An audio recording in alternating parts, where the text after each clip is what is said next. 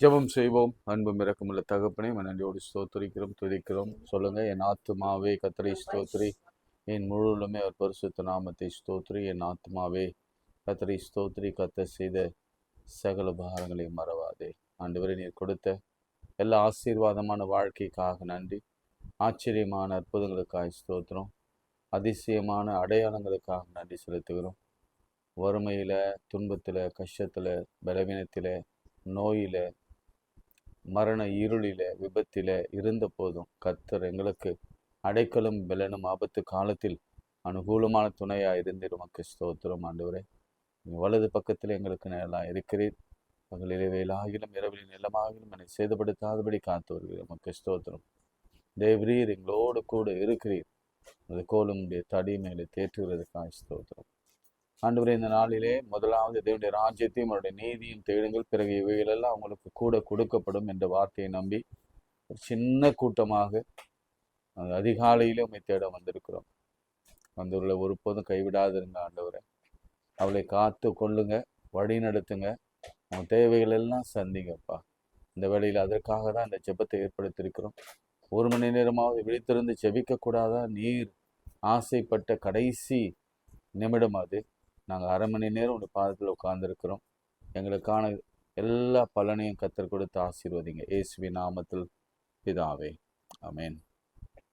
உன்னதமானவரின் உயர் மறைவில் இருக்கிறார். ஒரு 3 சரணங்களை பாடலாம்.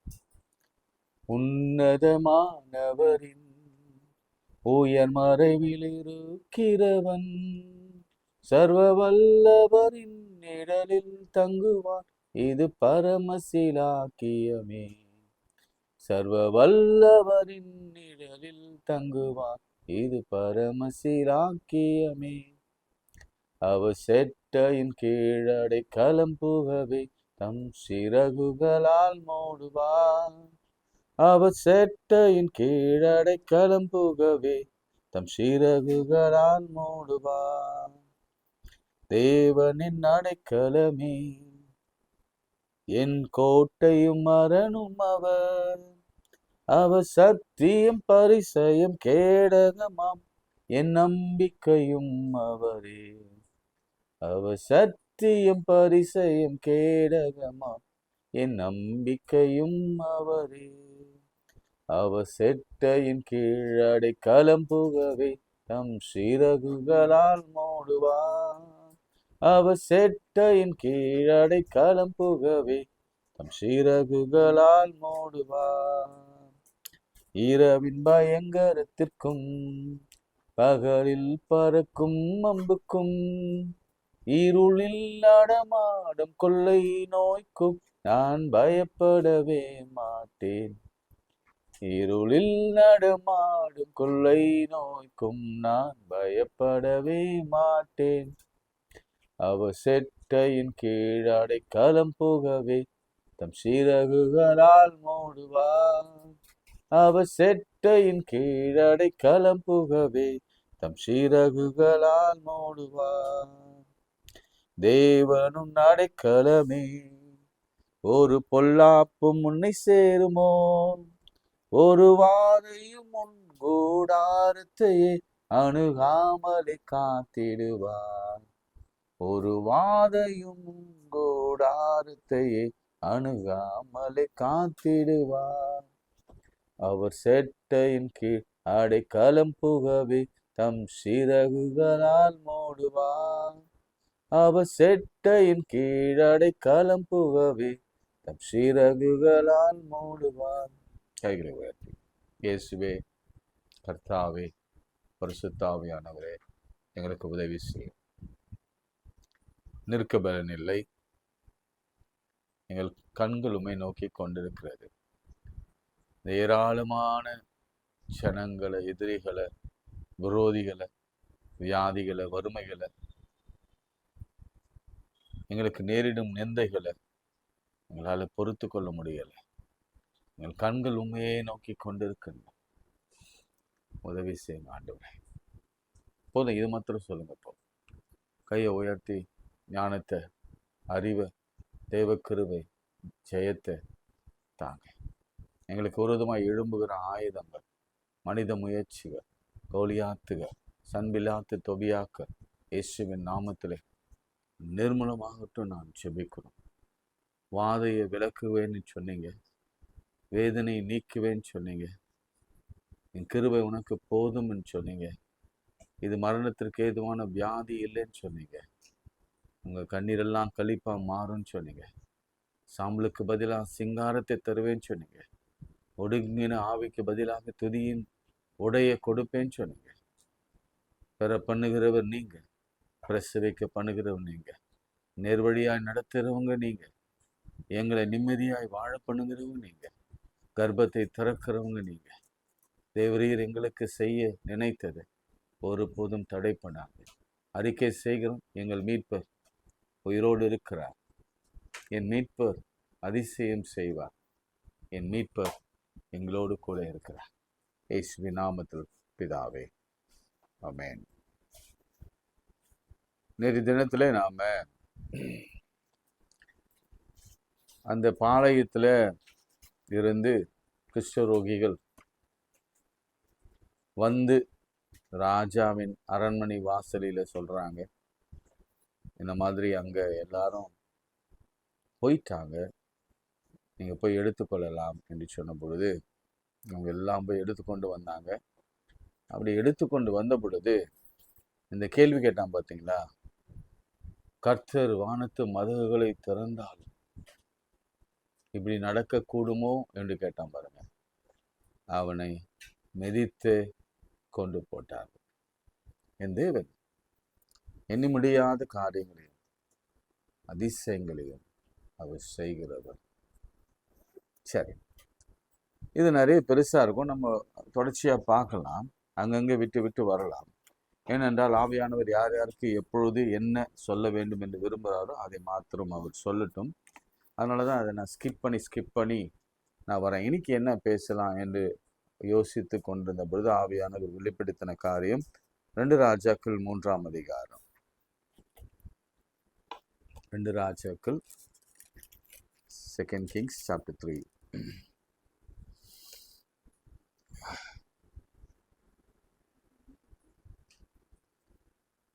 அதுல எலிசா 13ஆம் வசனம். எலிசா இஸ்ரவேலின் ராஜாவை பார்த்து, எனக்கும் உமக்கும் என்ன? நீர் உம்முடைய தகப்பனின் தீர்க்கதரிசி இடத்திலும் உம்முடைய தாயாரின் தீர்க்கதரிசி இடத்திலும் போவோம் என்றான். அதற்கு இஸ்ரவேலின் ராஜா, அப்படியல்ல, கர்த்தர் இந்த 3 ராஜாக்களையும் மோவாபியரின் கையில் ஒப்பு கொடுக்கிறதற்கு வழ வைத்திருக்கிறார். அதற்கு எலிசா, நான் யூதாவின் ராஜாவாகிய யோசபாத்தின் முகத்தை பாராதிருந்தால் நான் உம்மை நோக்கவும் மாட்டேன், உம்மை பார்க்கவும் மாட்டேன் என்று சேனையில் கர்த்தருக்கு முன் நிற்கிற நான் என் ஜீவனை கொண்டு சொல்லுகிறேன். இப்பொழுதும் ஒரு சுரமண்டல வாத்தியக்காரனை என்னிடத்தில் கொண்டு வாருங்கள் என்றார். நல்ல கவனிங்க. சுரமண்டல வாத்தியக்காரனை கொண்டு வாங்க. எதுக்குங்க கொண்டு வரணும்? இங்க மோவாபியர்கள் இஸ்ரவேல் நாட்டோட போரிடும்படியாக வந்திருக்கிறாங்க. அப்போது இருந்த அரசன் யாருன்னா யோசுபாத்து. அந்த யோசுபாத்து எப்படிப்பட்டவன்னா பயங்கர ஆட்டிடியூட் ஆனவன், பெருமைக்காரன், கர்த்தர் பயப்படாதவன், கர்த்தருடைய தீர்க்கதரிசிகளை அவமதிக்கிறவன். ஏன் அதை சொல்றேன்னா 11ஆம் வசனத்துல நீங்க வாசிங்க. அப்பொழுது யோசுபாத் தாம் கர்த்தரிடத்தில் விசாரிக்கும்படி கர்த்தருடைய தீர்க்கதரிசியில் ஒருவரும் இங்கே இல்லையா என்று கேட்டார். இல்லையா? நல்ல கவனிங்க. நாம் அது கூடுமோ இல்லையா அப்படின்லாம் நம்ம பார்த்து கொண்டிருக்கிறோம். எலியாவின் கைகளுக்கு தண்ணீர் வார்த்த சாப்பாத்தின் குமாரனாகிய எலிசா இங்கே இருக்கிறான் என்று இஸ்ரவேல் ராஜாவின் ஊழியக்காரில் ஒருவன் மறுமொழியாக சொன்னான். எலிசாவை எப்படி இன்ட்ரோடியூஸ் பண்ண பாரு. எங்க ஒருத்தன் அவன் கையில வாங்கி சாப்பிட்டவன். ரொம்ப ரொம்ப கேவலமா ஊழியக்காரர்களை நடத்தின ஒரு ராஜாவின் ஆளுகையின் வைத்துக் கொள்ளுங்களேன். யோசிச்சு பாருங்க. ஒருத்தரை பத்தி இன்ட்ரோடியூஸ் பண்ணும்பொழுது அவன் யார் தெரியாதா? அவன் அங்க அவங்க வீட்டுல சாப்பாடுக்காக காத்திருந்தவன். நம்ம பழைய கிராமத்துலலாம் நீங்க பார்த்துருப்பீங்க. அவங்க எங்க வீட்டுல வந்து வாங்கி சாப்பிட்டு போவாங்க. எங்க வீட்டுல வந்து தண்ணி குடிப்பாங்க. எங்க வீட்டுல இருந்து தான் மளிகைலாம் கொடுப்போம். அப்படிப்பட்ட ஒரு சூழ்நிலையில் தான் இங்க ஊழியக்காரனாகிய எலிசா. ஏன்னா எலிசாவுக்கும் யோசுபாத்துக்கும் ஒரு அண்டர்ஸ்டாண்டிங் இல்லை. காரணம் என்னன்னா, யோசுபாத்து ஆண்டவரை விட்டு விலகினான். அதனால என்ன ஆச்சுன்னா, இஸ்ரவேலின் ராஜா, ஐயோ இந்த 3 ராஜாக்கள் கர்த்தர் மோவாபின் கையில் ஒப்பு கொடுத்து வரவழைத்தாரோ அப்படின்னு சொல்லிட்டு அங்க கொஞ்சம் ஒரு சண்டை சூழல் வச்சுங்க. நான் ரொம்ப ஹிஸ்டரிக்குள்ள போகல. முதல் பாயிண்ட் என்னன்னா, ஒரு தீர்க்கனை எப்படி நடத்துறாங்க அப்படின்னு பாருங்க.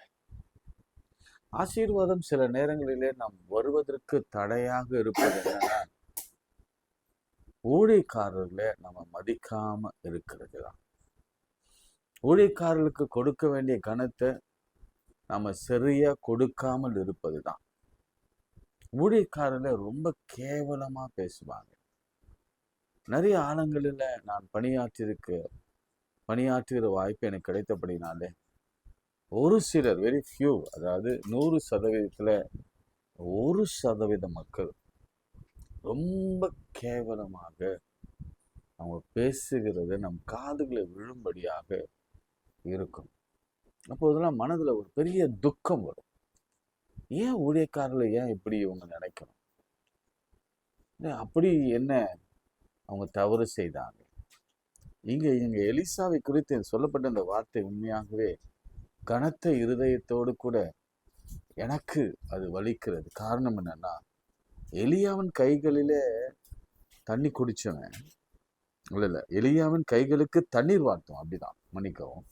அதாவது அவன் வேலைக்காரன், எலியாவின் வேலைக்காரன். எலியா சாப்பிட்டு வந்த பிறகு அவன் கைகளை கழுவினவன், கைகளுக்கு கழுவ தண்ணி ஊற்றினவன் இங்க இருக்கிறான் அப்படின்னு சொன்னாங்க. பெரியமானவர்களே, 26ல நாம் எடுக்க வேண்டிய இன்னொரு முடிவு என்னன்னா, ஊழியக்காரனை நாம் கனப்படுத்த வேண்டும். ஆசீர்வாதம் வேணும்னா, நான் மோசே நிகழ்ச்சி அடிக்கடி உங்களுக்கு சொல்லியிருக்கிறேன். மோசே ஆண்டவரால் அழைக்கப்பட்டவன். மோசே அழைத்த பொழுது கர்த்தர் ஆரோனையும் சேர்த்து அனுப்பினார், சரிதான். அதுக்கப்புறம் மீரியாம் என்ற அந்த சகோதரி மோசே உயிரோடு இருப்பதற்கு காரணமா இருந்தவங்க, அவங்களும் அவங்க தாயாரும். அந்த மீரியாமும் சேர்ந்து தான் இந்த ஊழியத்தை செய்தாங்க.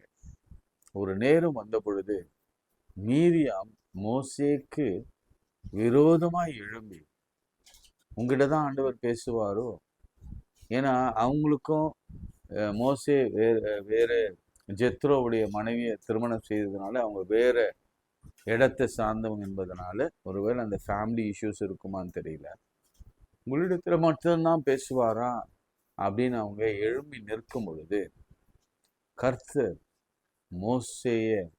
மோசேயின் நிமித்தம் மீரியாமுக்கு குஷ்டரோகத்தை அவர் வர வைத்தார்.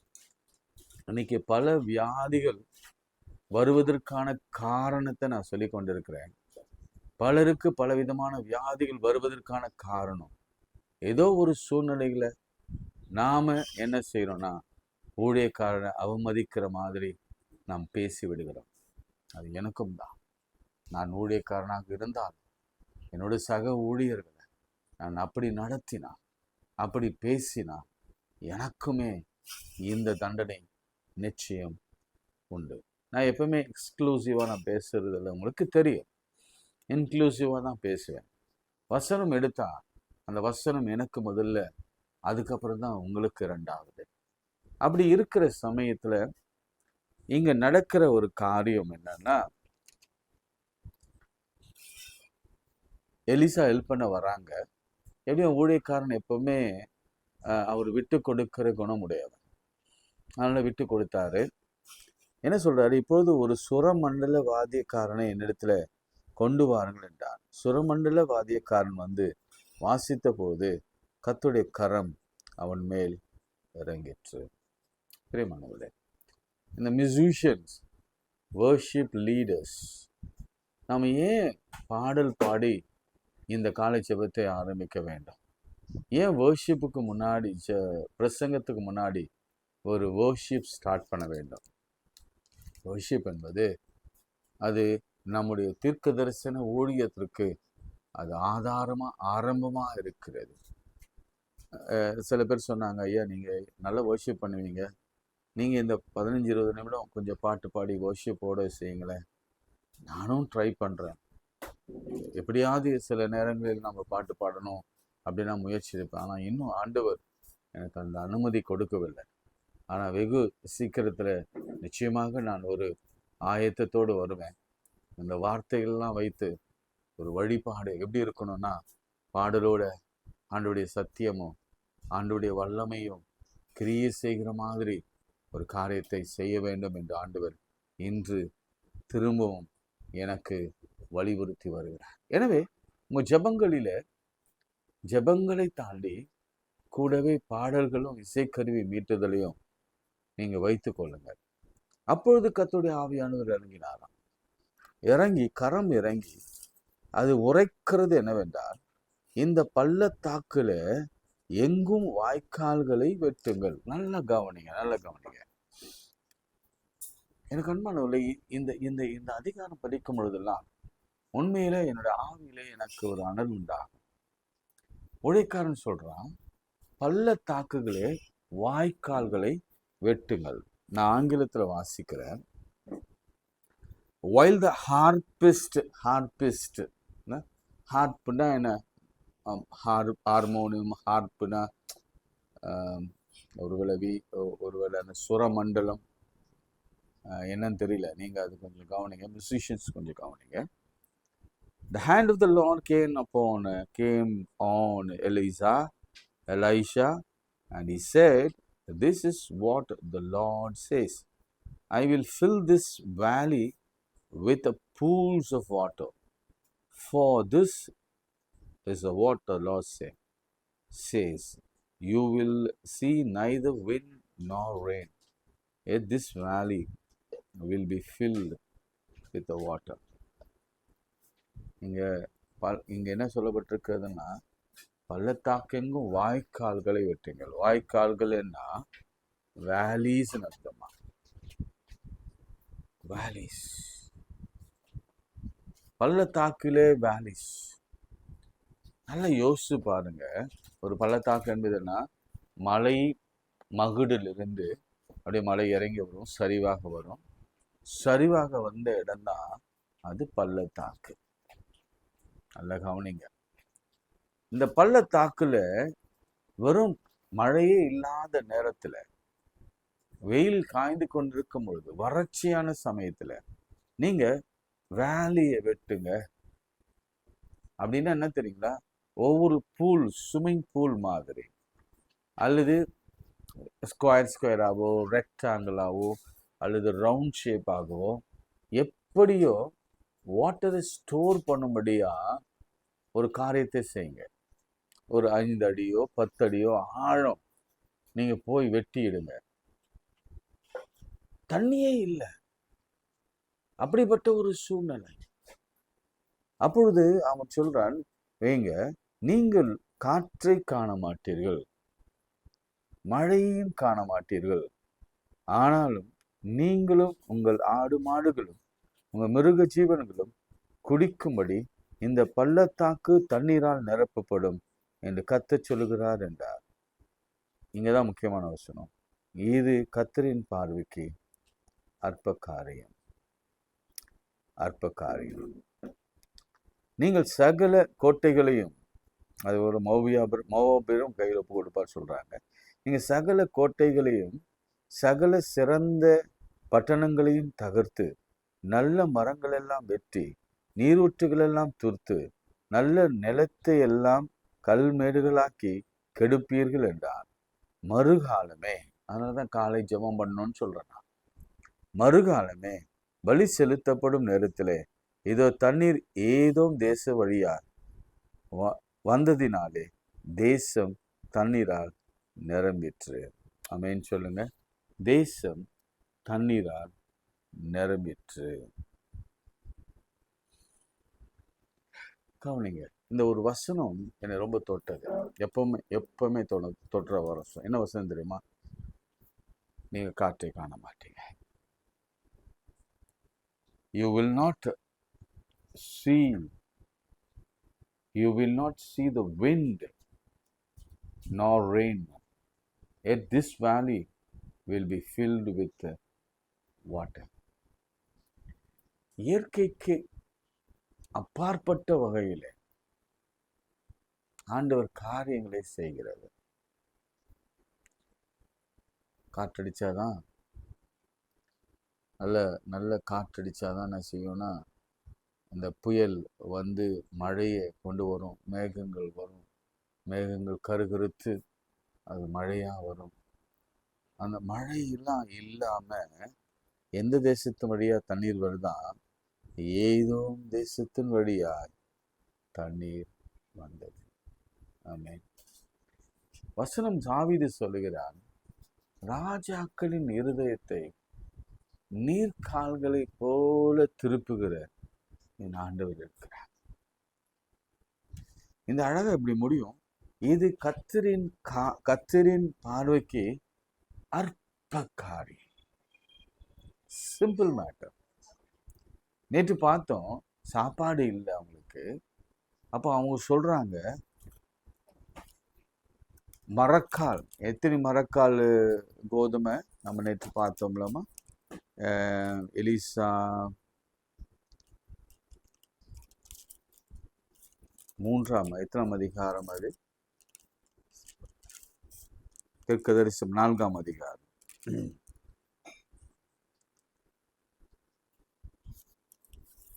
அதுக்கு முந்தி இருக்குமோ பார்க்கலாம். 3 அதிகாரம் இல்லையோ? சரி. அவங்க சொல்றாங்க சாப்பாடுக்கு வழி இல்லை. ஆனால் 4 குஷ்டரோகிகள் அங்கிருந்தவங்க ஓடி வந்து சொல்றாங்க, இங்க நமக்கு நிறைய சாப்பாடு இருக்கு, அரிசி இருக்கு, கோதுமை இருக்கு, எல்லா நகை, கோல்டு, சில்வர், ஆயுதங்கள்லாம் இருக்கு, வந்து எடுத்துக்கோங்க. இது கர்த்தருக்கு அற்ப காரியம். சரி, எதெல்லாம் கர்த்தருக்கு அற்ப காரியம் சொல்ற பாருங்க. கடலை பிளப்பது. நீங்க சும்மா இருங்க, உங்களுக்காக யுத்தம் பண்ணுவேன்னு சொல்லுவது. கடலை எப்படி பிறந்தார்னா 12 துண்டுகளாக பிறந்தாராம். அவங்க கரையை கடந்த பிறகு இந்த பார்வோன் சேனைய மடங்கடித்தார். இது அவருக்கு அற்ப காரியம். தேவர்கள் உண்ணும் உணவா அவளை போஷித்தார். இது அவருக்கு அற்ப காரியம். கண்மலையை அடிக்க சொன்னார், தண்ணீர் வந்தது, அற்ப காரியம். கண்மலையோடு பேச சொன்னார், தண்ணீர் வந்தது, அற்ப காரியம். மாறா போன்ற பெட்ரோல், அது பெட்ரோலோ டீசலோ, அது ஒரு கெமிக்கல். அந்த மாறாவின் கசப்பை மதுரமா மாற்றுவது அவருக்கு அற்ப காரியம். மருட பொழுதாட்சியா மாற்றுவது அவருக்கு அற்ப காரியம். ஈசாக்குக்கு ரெபெக்காளை கொடுப்பது அவருக்கு அற்ப காரியம். கடனை அடைப்பது. எப்படி அடைப்பாரா? கொஞ்சம் இல்லை, கொஞ்சோண்டு எண்ணெய் இருக்கு அப்படின்னா, இந்த பாத்திரங்களை வாங்கிட்டு வா, கொஞ்சோண்டு எண்ணெயை ஊத்துனா அந்த தண்ணி எண்ணெய் பெருகி பெருகி பெருகி பெருகி பெருகி இந்த எண்ணெயை விற்று நல்ல ஒரு பிஸ்னஸ் சொல்லி கொடுக்குறார். நீ ஒரு பிஸ்னஸ் பண்ணு, இந்த எண்ணெயை விற்று இந்த மீதம் எடுத்து ஜீவனம் பண்ணு. கொஞ்சம் தண்ணீரை அல்லது கொஞ்சம் எண்ணெயை அவர் பெருக்க செய்வது அவருக்கு அற்ப காரியம். அவனது கடன்ல இருந்தோம், அந்த அந்த அந்த பஞ்சத்துல இருந்தோம், அவளை கொண்டு வருவது அற்ப காரியம்.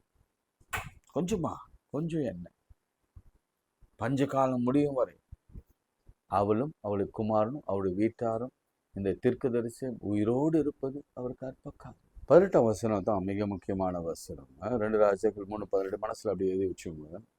2 ராஜாக்கள் 3:18. 2 ராஜாக்கள் 3:18. யோவான் 3:16 மாதிரி 2 ராஜாக்கள் 3:18. அற்ப காரியம் யாருக்கு? ஆண்டவருக்கு அற்ப காரியம். சில வசனங்களை நான் வாசித்து ஜெபிக்கிறேன் உங்களுக்காக. லூக்கா 1:37 for nothing will be impossible with God. Jeremiah 33:27 behold I am the Lord, the God of flesh. Is anything too hard for me?